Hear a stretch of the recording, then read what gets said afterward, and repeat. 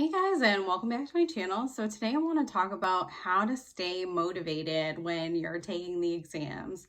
So in the beginning, before you've taken any exams, the best way to stay motivated is to remember why you're doing it and the excitement of, oh, you're finally doing it because you've had to work up to this, because you've had to do education requirements.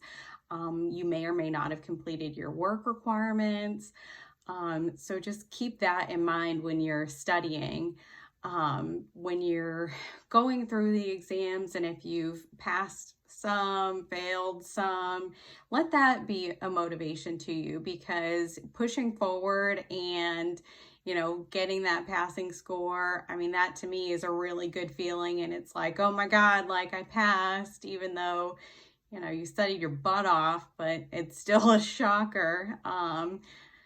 I feel like in the exams themselves, if you feel like you failed, you probably passed. If you feel like you passed, you probably failed, because of the way that the system works, where it gets harder if you're doing well.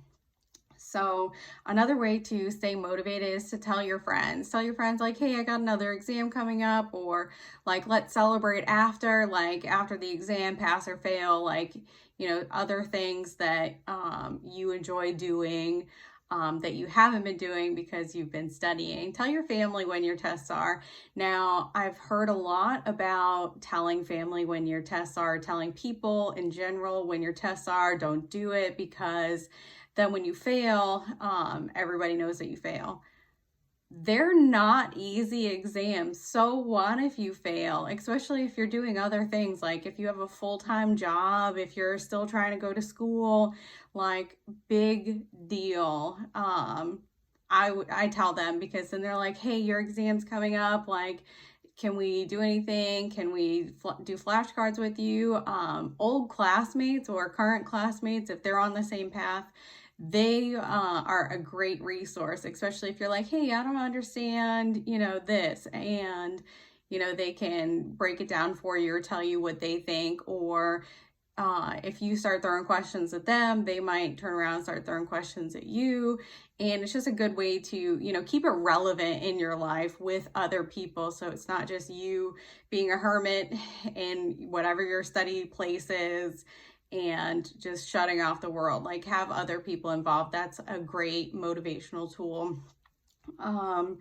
Tell your work. If it is, if it's right, like you'll know if it's right or not to talk about it at work.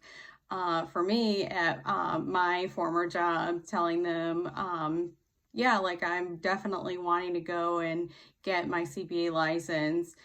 They were on board with it. They gave me a like pay package, like, hey, if you pass, we'll give you this as a bonus, and we'll give you this as a pay increase. So that was definitely a motivational tool. Unfortunately, I don't work there anymore. I quit to study full time because I was going to work for 8 hours, coming home, studying for 3 to 4 hours for months. And I passed 2 exams. I have 2 exams left.